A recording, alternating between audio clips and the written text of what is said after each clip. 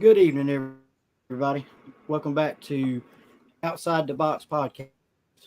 We're here for our 12th podcast, and hope y'all enjoying it. As y'all know by now, Sam and I write for ClemsonJunkies.com, and tonight we're thankful to have Jason Priester back from AllClemson.com to talk some baseball, basketball, and football recruiting news with us tonight. Get to it all. If y'all don't mind, we ask that y'all go to our YouTube page or YouTube channel, subscribe and like us. Let us know what y'all think of us. Let's get started tonight. First off, I'm going to ask, like I normally do, Jason, how are you doing tonight? Just fine, man. Just fine. Chilling. All right. That's how they say it. Chilling. Sam, how about you? Chillaxing. Yeah. I'm chillaxing. There you go. How about you, Sam? How you doing tonight? I'm doing okay. After chasing a wet dog in the yard for 20 minutes, I finally made it here. Feeling good about that. I had to change shirts quickly because I was as muddy as he was. But everything's good now. Everything's good. That's good.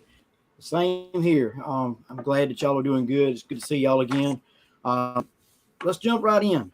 Tigers finally got their first ACC series win this past weekend. A 2-1 series win over Wake Forest. Friday night, we saw the Tigers, score very late in a very, very, very, very good pitchers duel as far as way I felt. Jason, what'd you think about that and the rest of the series over the weekend? I know the second game they lost it 12-9 after battling back real big time to come back from 9-2 down and then series Sunday. What do you think? I think there's very few times in baseball where there's must-win games. I thought yesterday was that for this team. They had to win this series, especially after getting the first game Friday night the way they won it. Good outing by England, good outing by Jeffrey Gilbert. I mean, they kind of overshadowed a career outing from Rhett Lauder over for Wake Forest. I mean, he was dealing, and if he comes out and pitches tonight, Clemson might not win that game. They took him out after 8, but I thought Clemson had to have this series. I mean, we're talking about a team that is on the verge of not just missing the NCAA tournament, they on the verge of missing the ACC tournament. And that's unheard of in Clemson baseball. Only 3 teams don't make the ACC tournament. And, it was getting kind of that now or never situation. And the way they won Friday night, then the way they battled back and tied it up late after being down 7-0 in the top of the first Saturday, only to lose in the 10th. Just the way they lost that game. If you don't bounce back the next day, get the win the series, that's one of those kind of losses that can stick with you and beat you 2 or 3 times in a row, and they definitely didn't need to let that happen, and they didn't. Well, I'm going to tell you. How about you, Sam? What'd you think? Yeah, I agree with Jason. I've said from the beginning that this team, despite the record, despite the up and downs, this team fights. And again, fighting for the right to stay in the game.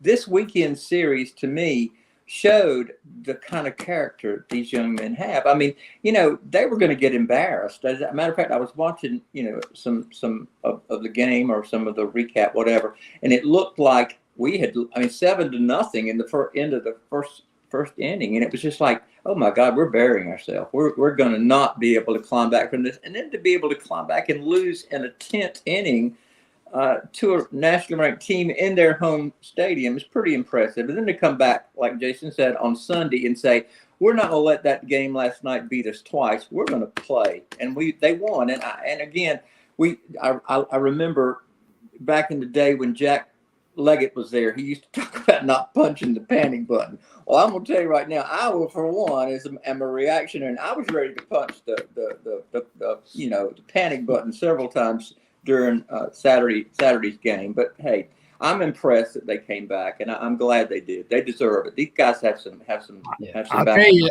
another thing that you could take away from the weekend. Jeffrey Gilbert's back. You know, he missed a few weeks there. Oh, You know, I don't know what they labeled it, a tired arm or whatever. I don't know what the issue was, but you know, and he is back. I'm telling you, my vote for ACC Pitcher of the Week was going to Rhett Lauder, no matter what, after that game Friday night. But the way Gilbert came back to pitch yesterday, I know he didn't win ACC Pitcher of the Week, but Jeffrey Gilbert got my vote, man. I mean, he 2 solid outings in relief, critical outings, big time situations, big keys in those wins. and he's just a nasty pitcher. I actually was telling a buddy of mine who was watching the game while I was too, and I mean, he just, man, he's got some nasty stuff. But and for me, what I'm hoping is that yesterday, you know, maybe Caden is getting back into. I know it's one game, but you know, y'all know, just like I do, a hitter, you know, one good game can bring him out of a slump, and I'm hoping that finally breaks him out. That game yesterday, him having 2 home runs of the 5. So, you know, I'm looking forward to seeing what's in store going forward. I've got one question. Well, I've got one more question for Jason if we're going to move on. Jason, maybe it's just the way it's rotated, or maybe there's another reason. But I didn't see Nick Clayton in the games this weekend, or did I miss him? I didn't see his name listed. He started yesterday.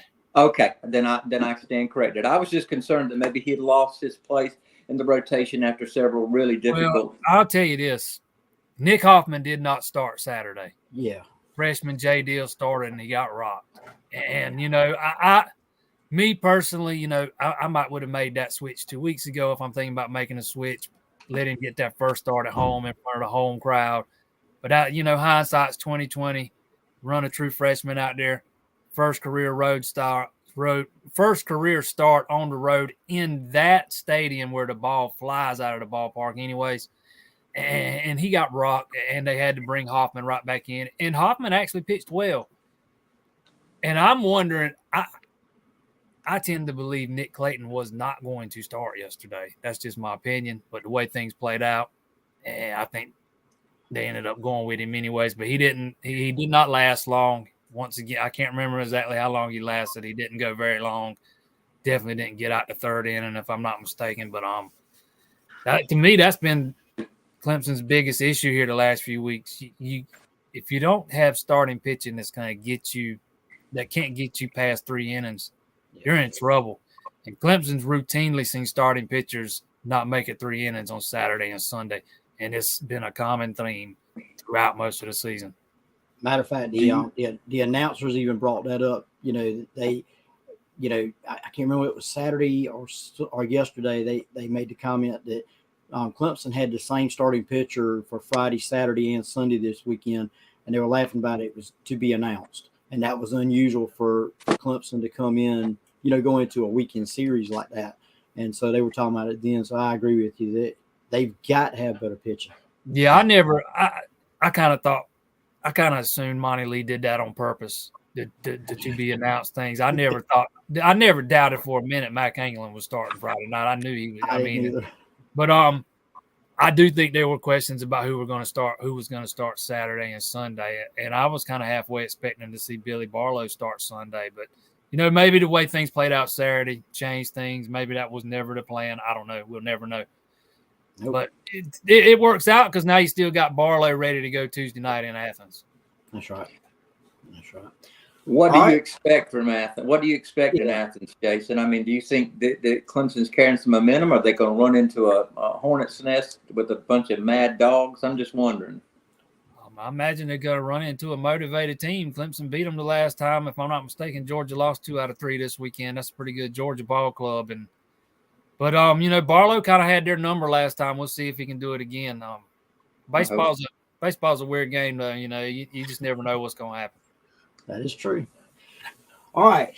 Next up, we'll go into a little bit of basketball. There's been a lot of news out of the Clemson basketball camp over the last couple of weeks.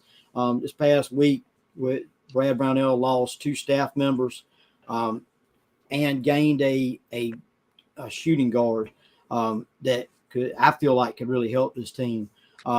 Jason, let's start with the coaches. Do you see these two coaches leaving as, I mean, is it going to really be something that he needs to really worry about, or do you think he's got somebody already lined up to come in and take those places? First off, let me say, what up, Anthony? What up, Robbie? I see y'all out there. Hey guys. Antonio Reynolds Dean leaving, that's one you're gonna feel. He's been a big part of Brownell's staff for a while, big part of the recruiting. He's been a catalyst in developing some of those big guys, played a big role in developing Amir Sims.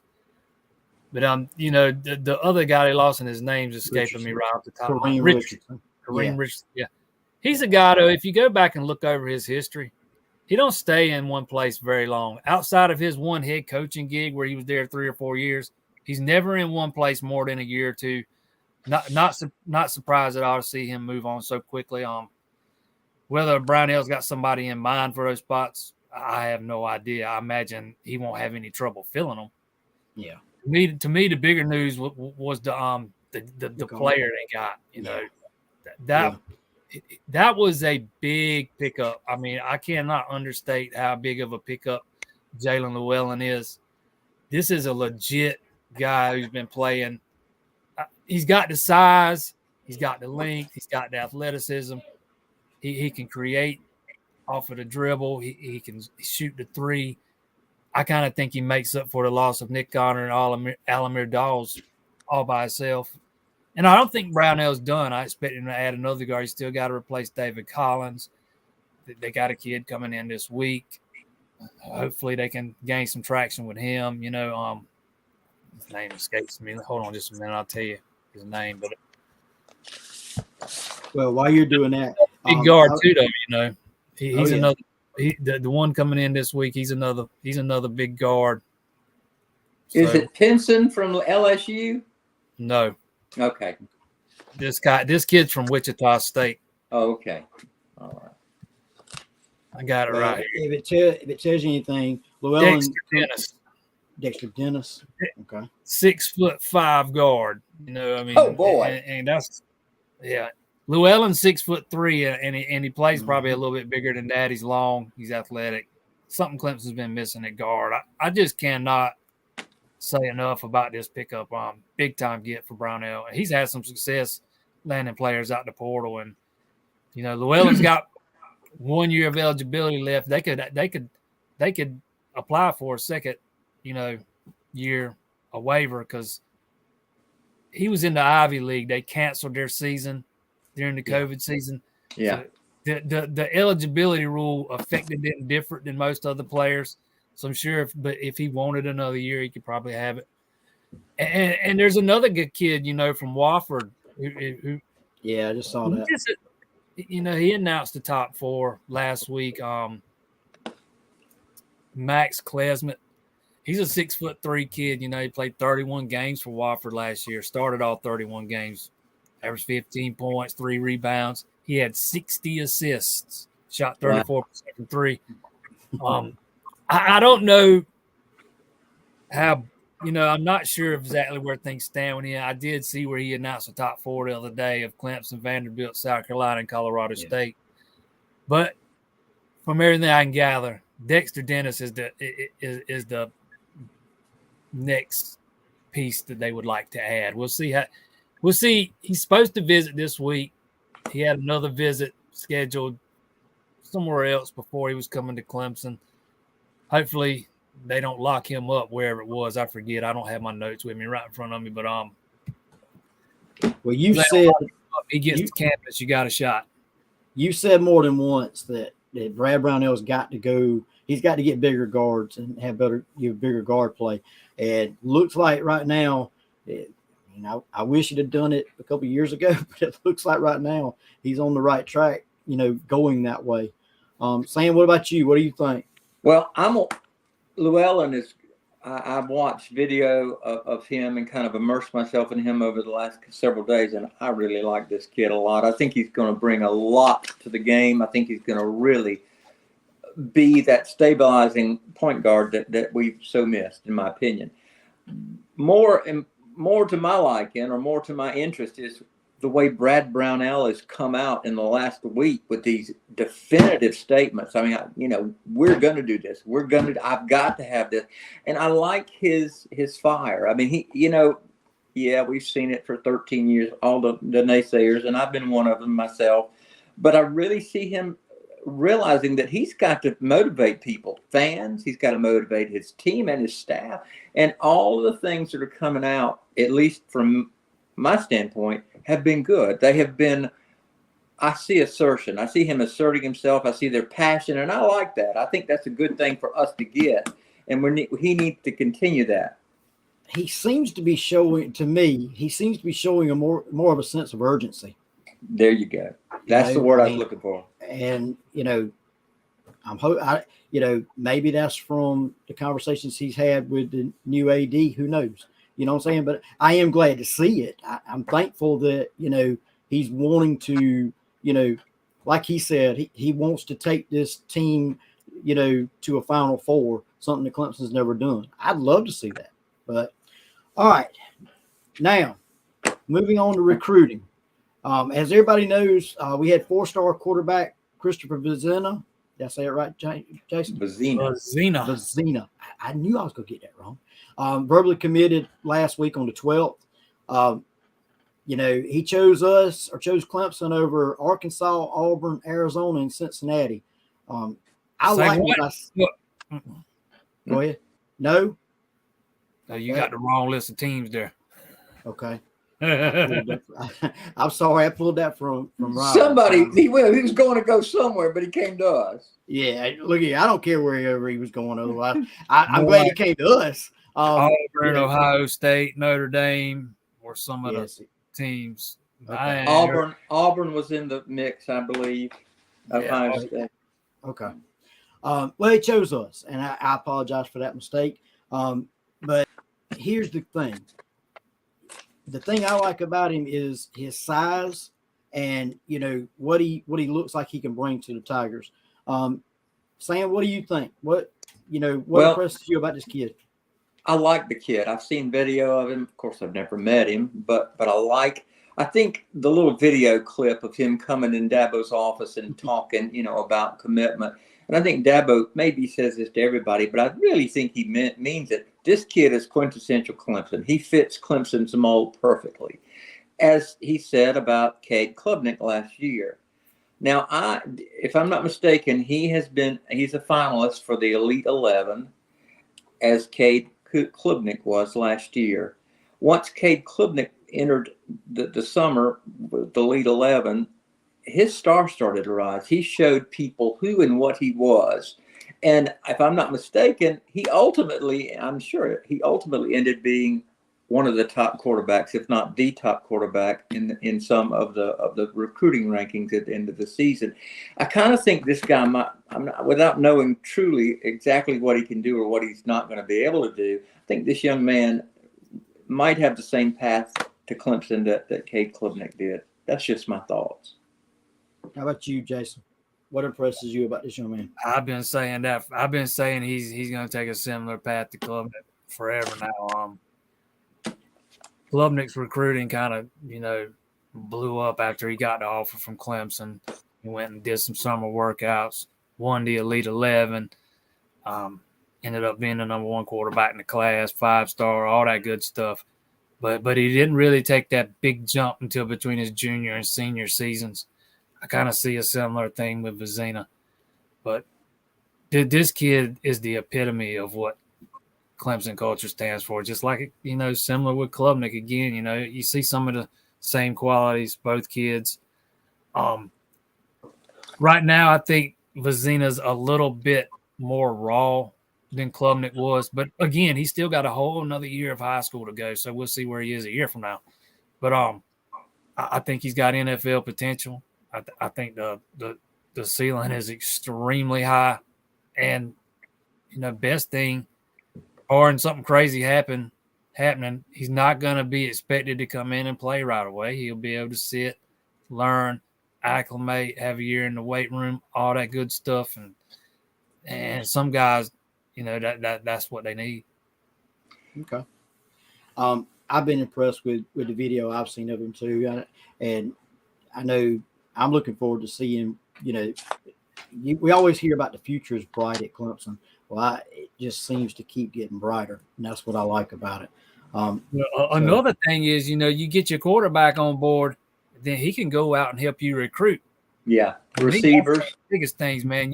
He can go out and start helping you recruit, and I think Vicina's going to play a big role in helping recruit the rest of this class going forward, especially with some of the offensive linemen. Yeah. Well, hey, look here, we can use it. That's for sure.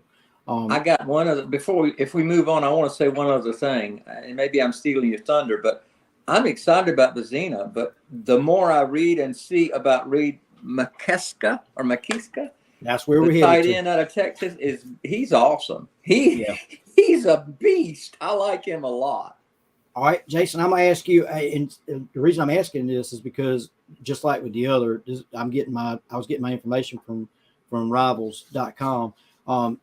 It stated that he played tight end, H-back, and receiver as a junior. Do you know if that's true or not? Yep. Is that correct? Okay. Yep. Yeah. That makes me impressed. I'm going to tell you that impresses me right there. He didn't really play in a big pass-happy offense. He did a lot more blocking than he did, flexing out wide. But the opportunities he did get to flex out, you could see he could be a playmaker in the passing game, and he's got that potential. He'll have some things to work on, no doubt. But he's long, he's tall, he's a big boy. He could be a matchup problem, stretching the field in this offense. And to me, when I watch his film, I'll tell you the first thing that sticks out. That kid, he loves to block, and he goes to he sticks his nose in there, and he goes to the whistle, and he goes through the whistle until it stops blowing. He is physical, man. He loves to get in there and mix it up with the big boys. And that's something you like to see in tight ends. You daggone right. Look here, we've been missing a lot of that, and I would love to see that come back. So, yes, Chris Vicina is trying to help recruit Hunter Osborne, the defensive lineman from Alabama. Absolutely, no doubt about it. Good. The one thing that I don't remember, I was kind of in a brain dead situation back in 2015, 2016. I was watching, but I didn't pay attention. Jordan Leggett was probably, in my opinion, one of the best tight ends we've had as far as the receiving part. But this kid looks as good as Jordan Leggett could be. The potential. He's got a big, like you said, big body, and I hope. To me, right now, Jake Brennanstool gives Clemson something they have not had at tight end in a long time. I'm a big fan of, golly, the one you just said, Jordan Leggett. Yeah, big fan of Jordan Leggett. Took him a few years to develop, and it wasn't until his senior year that he really became a good blocker and all that. But I think Brennan still gives you the best of both. He's not afraid. He's not the best blocker, but he's not afraid to get in there and get dirty. But to me, he'll be at his best and most dangerous when he's split out wide, stretching the field. He can be a mismatched nightmare for opposing defenses. I think he is going to be a big part of the offense this season. And I know the tight ends haven't been involved a whole lot since Leggett left. But Clemson hasn't had a tight end like this either since Leggett left, not until they got Brennanstool.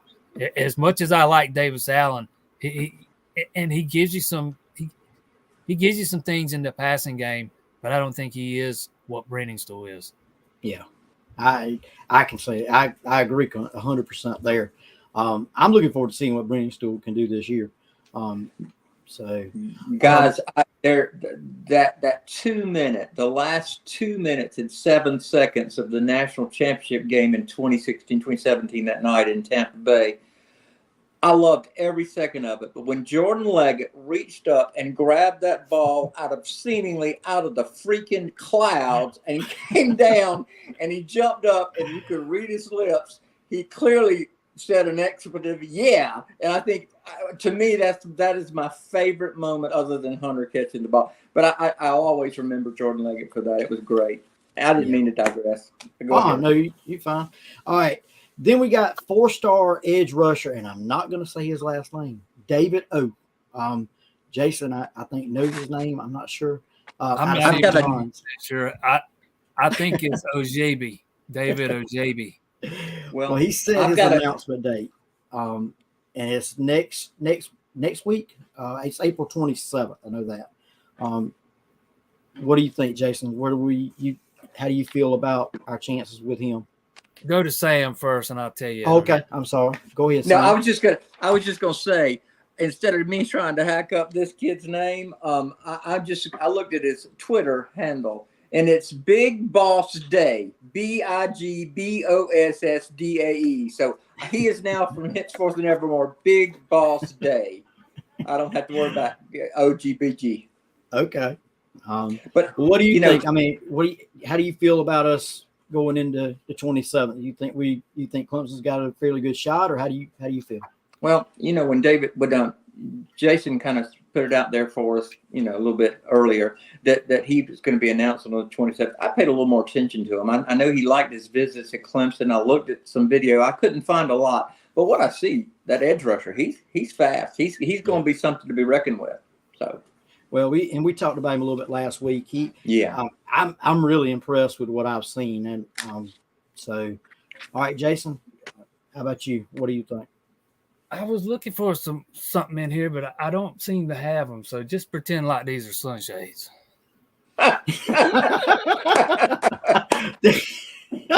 Love it. Trust me, I have learned to read between the lines there. So read the tea leaves, fellas. Read the tea leaves. Read the tea leaves. That's right. Look, I'm gonna tell you, he impresses me. I mean, all the way around, he really does. And for him to have come back for the spring game, it told me a lot too. So, go ahead, Sam. I know we're a little over, but it's important for me. I'm not the only person, I'm sure, out there in the viewing public, and certainly not you two guys, that just get this overwhelming feeling that this class is just getting ready to bust. Why? I mean, we got these two. Now we got Big Boss Day possibly coming. I mean, I just feel like things are starting to happen in this 2023 class. I'm excited. You got the earlier commitment too. You got 3. I think Ojebi's got Ojebi. If I'm not saying his name right, I apologize. I almost reached out to him today and asked him how to pronounce his name, but I changed my mind. But anyways, I think he's got a very high ceiling, blue chip guy, 4-star if I'm not mistaken. We don't do stars at Sports Illustrated, so I don't pay that much attention to him anymore. But I think he's a 4-star guy. But I think he's got a very high ceiling. He could be a very effective pass rusher in the defense, in the scheme Clemson likes to run, coming off that edge. But I kind of hinted around at some guys that might already be on board, or at least one guy that might already be on board last week. He ain't even who I was talking about. So, again. Read the orange shades. I love it. Read the tea leaves, fellas. Read the tea leaves. Guys, it's been a blast. We've come to the end of another one. It's been another good one. Go ahead, Jason. What you got? Full class, no doubt, man. It's going to have to be. Think 2019 size. Think that size. Is it going to be close to 30? I don't know, but it's going to be 25. Going to have to be, because they're going to lose that many. I got to say that I want to thank everybody. First of all, the people that view. I mean, we had our best week last week views, and it's exciting. I mean, we're gonna do this whether we have 5 or whether we have 5,000, because we enjoy doing it. But we appreciate those of you that watched or viewed it later, and we'd like to, if you enjoy us, please give us a shout and let us know, because it makes things. It was a great week. This has been a fun show, so hopefully we'll continue with this. For sure. Thanks for the questions. Thanks for the comments, y'all. Like we always tell you, if you like us, go over to our YouTube channel and subscribe to it. Like us there. We want to thank Jason Priester from allclemson.com for for being back with us this week. Also, if you get a chance, go over to ClemsonJunkies.com and take in some of our articles. Hopefully, we're making you happy there with what we're writing about. Until next time, y'all have a great week and go Tigers. Go Tigers.